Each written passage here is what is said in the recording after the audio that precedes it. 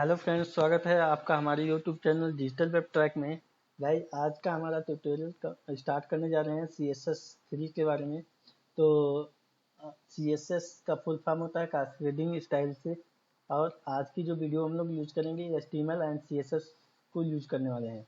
तो आज हमने एक न्यू डेस्कटॉप पे एक न्यू फोल्डर क्रिएट करते हैं जिसका नाम है HTML एंड CSS। फोल्डर के अंदर हमने एक सबलाइन टेक्स्ट एडिटर को ओपन कर लेना है यहाँ पे। और सबलाइन टेक्स्ट एडिटर को ओपन करने के बाद हमने यहाँ पे ओपन फोल्डर और इसके अंदर HTML एंड CSS नाम का फोल्डर है, उसको हमने सेलेक्ट फोल्डर करके ओपन कर लेंगे। और यहाँ पे एक फाइल क्रिएट करेंगे, उस फाइल का नाम लेते हैं वन डॉट। फाइल को सेव करते हैं, इसका नाम देते हैं वन डॉट HTML। तो HTML के वीडियो में मैंने बताया था, तो जैसे बेसिक सिंटैक्स हमने HTML यूज करते हैं तो बेसिक सिंटैक्स यहाँ पे आ जाता है। तो हमारे पास जो टाइटल सेक्शन है इसके अंदर हम यूज करेंगे HTML एंड CSS। तो हम HTML एंड CSS को यूज करके एक हेडिंग बनाते हैं यहाँ पे HTML एंड CSS हमने यहाँ पे नाम दे दिया और यहाँ पे एक हेडिंग बना लिया। अब पेज को यहाँ पे राइट क्लिक करेंगे, यहाँ पे ओपन इन ब्राउजर क्लिक करेंगे तो हमारे पास कुछ आउटपुट इस तरह से दिखेगा यहाँ पे कि हमारे पास जो HTML एंड CSS लिखा हुआ था यहाँ पे वो टाइटल के अंदर टाइटल में आ रहा है, और जो हमने H1 हेडिंग के अंदर दिया था HTML एंड CSS तो वो हमारे पास यहाँ पे आउटपुट हमें आ रहा है। इसको डायरेक्ट अगर आप इसको ओपन करना चाहते हैं HTML फोल्डर में आके यहाँ पर राइट क्लिक करेंगे, डबल क्लिक करके ओपन भी कर सकते हैं, ऐसे क्लिक कर सकते हैं, ठीक है। तो अभी यहाँ पे हमने बताया कि CSS HTML का यूज जैसे हमने किया यहाँ पे, तो नॉर्मल केवल एक हेडिंग आ गया यहाँ पे, ना तो कोई टेक्स्ट का कलर है, ना बिल्कुल यहाँ पे ब्लैक आ रहा है।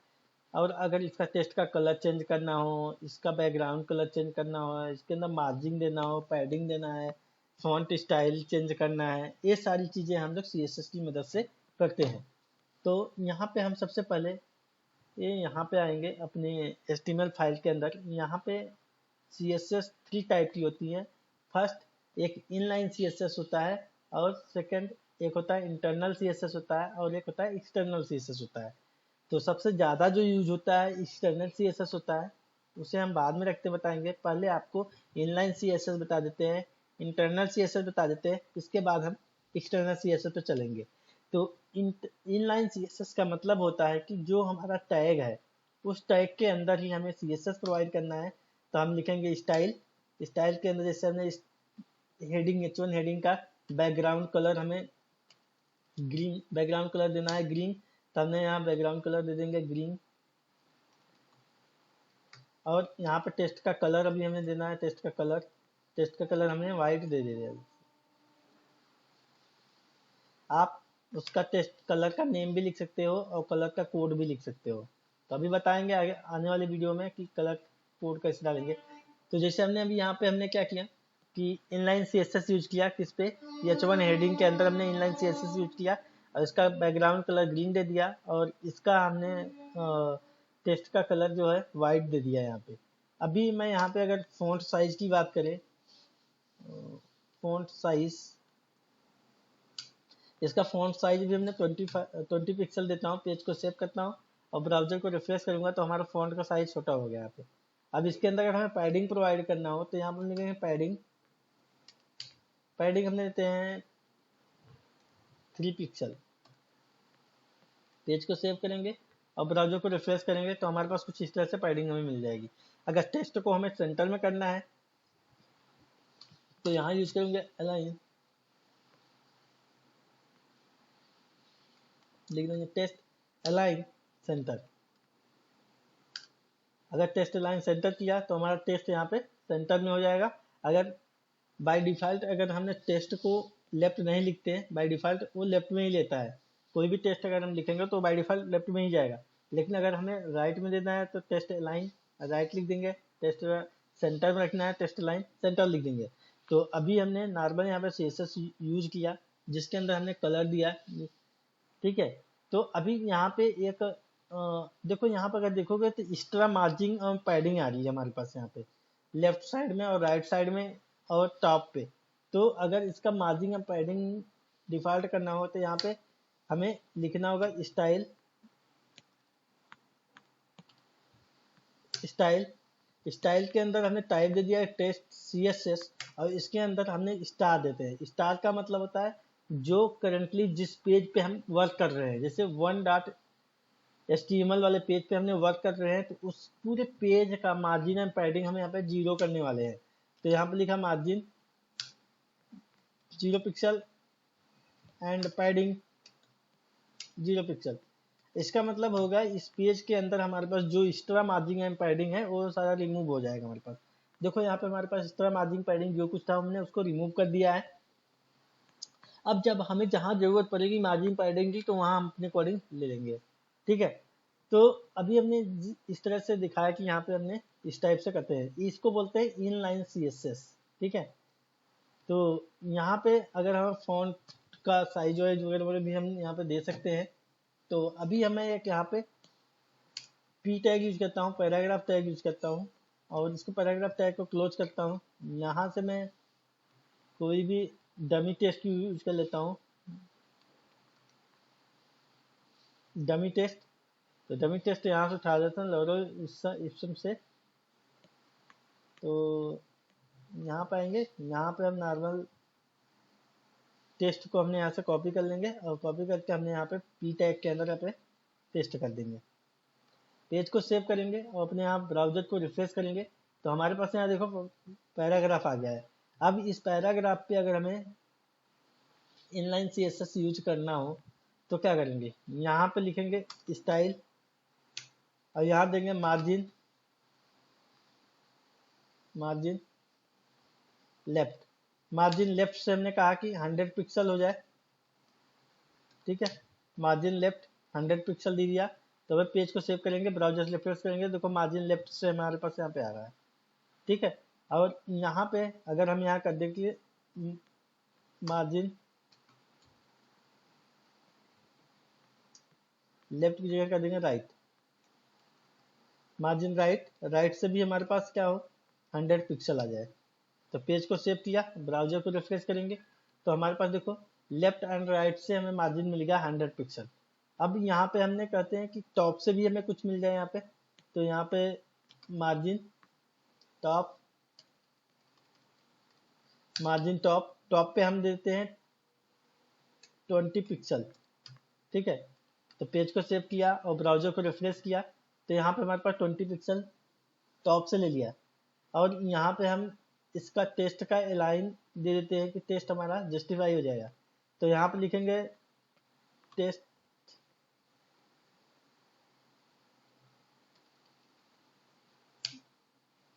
सॉरी यहाँ पे आएगा टेस्ट अलाइन जस्टिफाई, ठीक है। टेस्ट अलाइन जस्टिफाई जैसे कर देंगे, पेज को सेव करेंगे और ब्राउजर को रिफ्रेश करेंगे तो देखो हमारा लेफ्ट साइड और राइट साइड से सेम आ रहा है। और इसका अगर फॉन्ट साइज बड़ा करना है तो यहाँ पे लिख लेंगे फॉन्ट साइज 15 पिक्सल, ठीक है। तो हमारे पैराग्राफ का फॉन्ट साइज यहाँ पे हमारे पास छोटा होगा तो और भी यहाँ पे बड़ा कर लेते हैं, अभी 17 दे देते हैं। तो आपको जितना फॉन्ट साइज देना है आप फॉन्ट साइज आप यहाँ पे दे सकते हैं, ठीक है। तो अभी ज़्यादा बड़ा लग रहा है तो हमने 16 कर लेते हैं, ठीक है। अब इसके अंदर हमारे पास आता है फॉन्ट फैमिली। फॉन्ट फैमिली में क्या होता है कि हमें अपने फॉन्ट का फैमिली चेंज कर सकते हैं। तो जैसे हमने यहाँ पे लिखा है फॉन्ट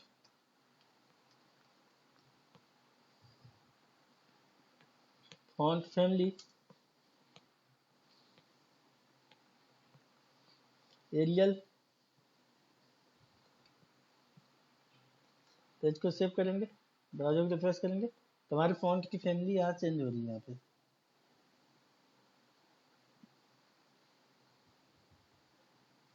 तो हम यहाँ फॉन्ट का साइज, फॉन्ट फैमिली यहाँ चेंज कर सकते हैं। यहाँ पर लिख सकते हैं फॉन्ट फैमिली,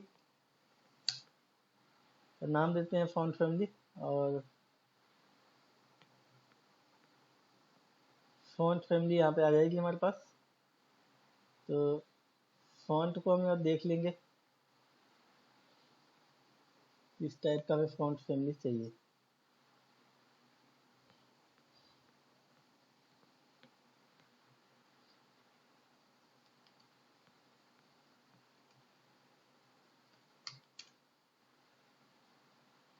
प्रॉपर्टी पे आते हैं, यहाँ पे फॉन्ट फैमिली हम लोग यहाँ सर्च कर लेंगे। तो देखो बहुत सारे यहाँ पे हमारे पास फैमिली आ जाएंगी। यहाँ पे फॉन्ट फैमिली, ठीक है। तो हमने फॉन्ट फैमिली यहाँ से कॉपी कर लेते हैं अभी।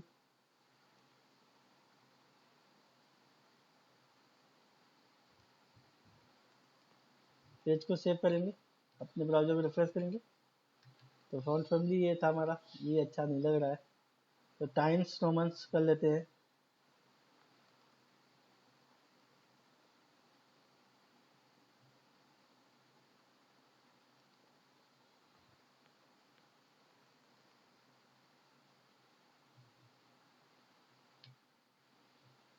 ठीक है, तो हमारे पास फॉन्ट फैमिली हमने चेंज कर लिया यहाँ पे। तो कुछ इस तरह से हमारे पास फॉन्ट फैमिली आ रही है।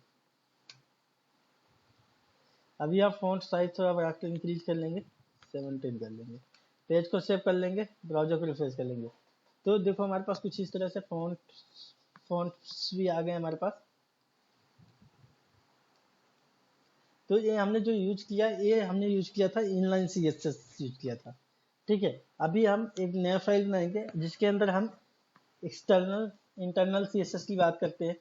तो इंटरनल सीएसएस में क्या होता है कि हमने एक नया फाइल क्रिएट करते हैं, न्यू फाइल, इसका सेव करते हैं इंटरनल डॉट एचटीएमएल। ठीक है, अभी यहाँ पे हमने बेसिक यूज किया एचटीएमएल का बेसिक सिंटैक्स, और यहाँ पे यूज कर लेता हूँ इंटरनल सीएसएस। तो इंटरनल सीएसएस में यहाँ पे मैं एक हेडिंग यूज करा h1, और इसके अंदर लिख देते हैं इंटरनल सीएसएस।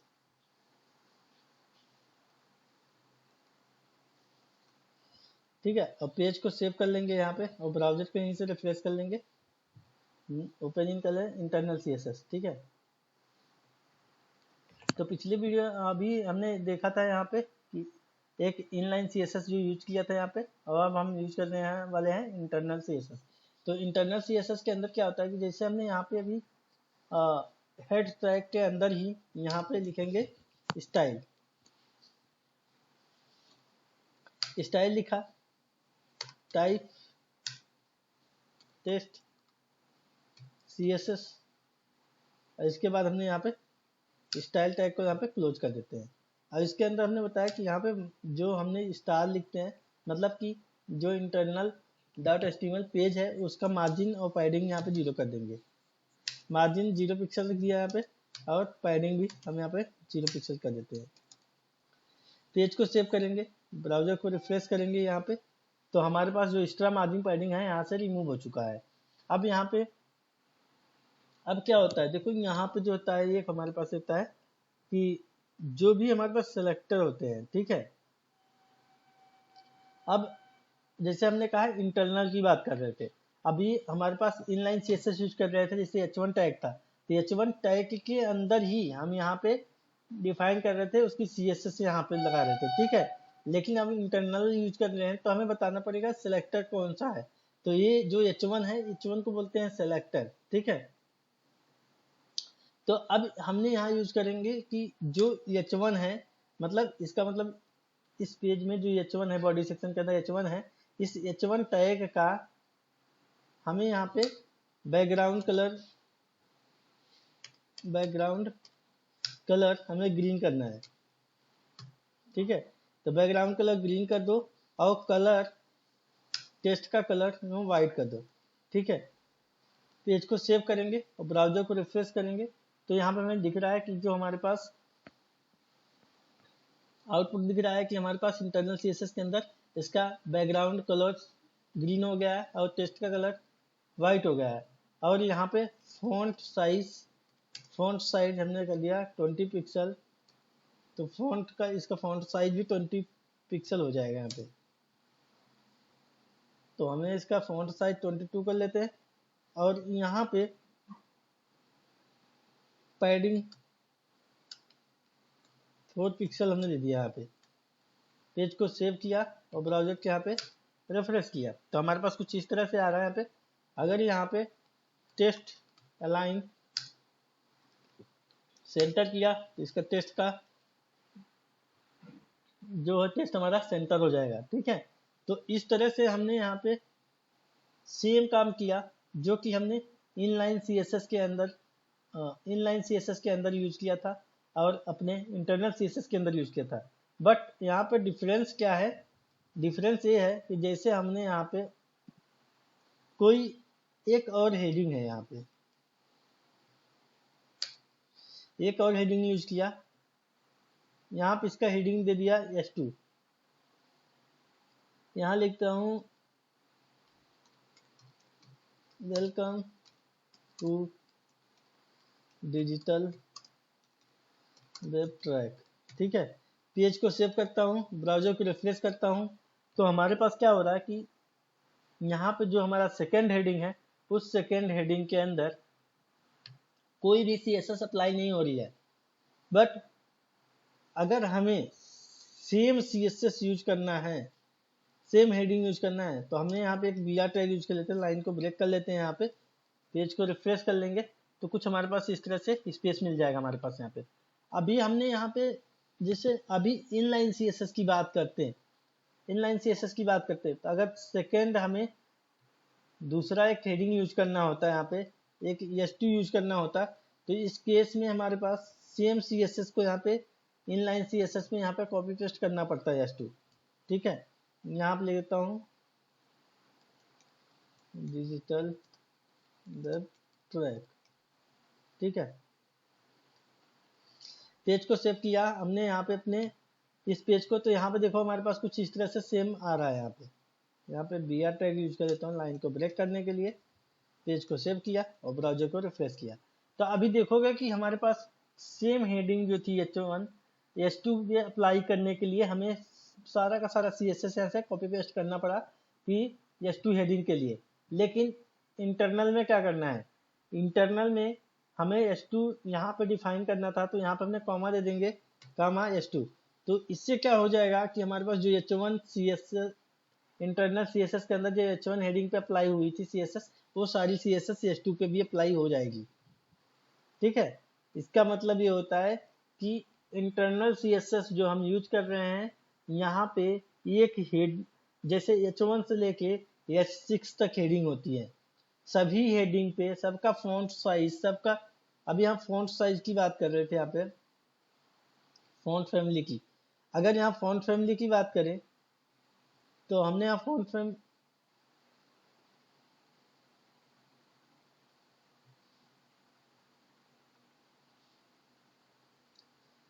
फैमिली की बात करें, अगर हमने यहाँ फॉन्ट साइज भी दे देते हैं, यहाँ पे font family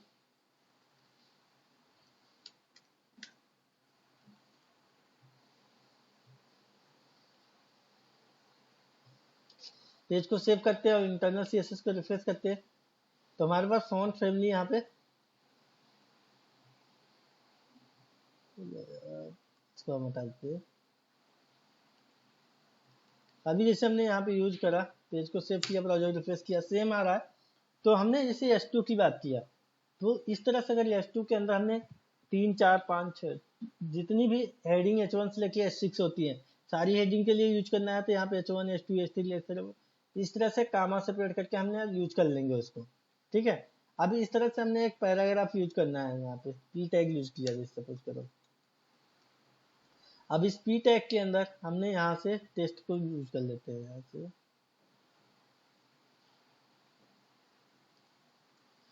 P tag use किया, पैराग्राफ टैग के अंदर यहाँ पे पेस्ट कर दिया P टैग के अंदर। अब पेज को सेव किया और रिफ्रेश कर लिया। अब यहाँ पे मैं P टैग के अंदर का CSS अप्लाई करना है तो क्या करेंगे, तो हमने यहाँ पे जो H1 टैग स्टार्ट हुआ क्लोज हुआ ये हमारा सिलेक्टर था H1 एंड H2 के लिए हमने कर लिया है। अब यहाँ पे हमने यूज करेंगे पी टैग। पी मतलब पी पैराग्राफ है तो सिलेक्टर यहाँ पे इसे बोलते हैं। अब इस सिलेक्टर के अंदर हम यूज करेंगे यहाँ पे कि margin left 100 pixel, margin right 100 pixel,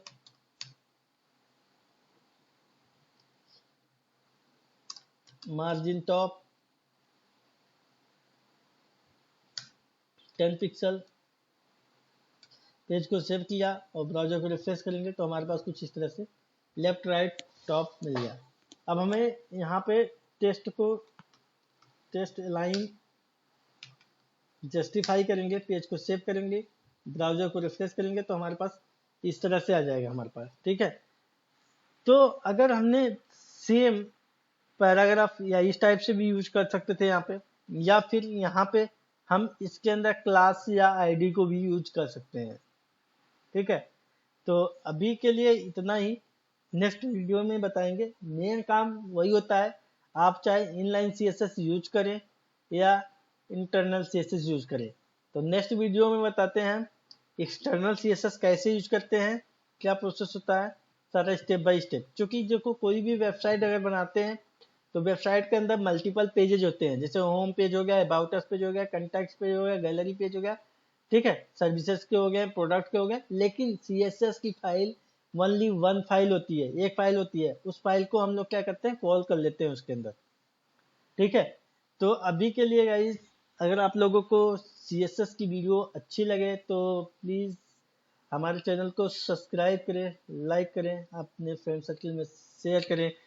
और नेक्स्ट वीडियो के लिए, तब तक के लिए बाय बाय।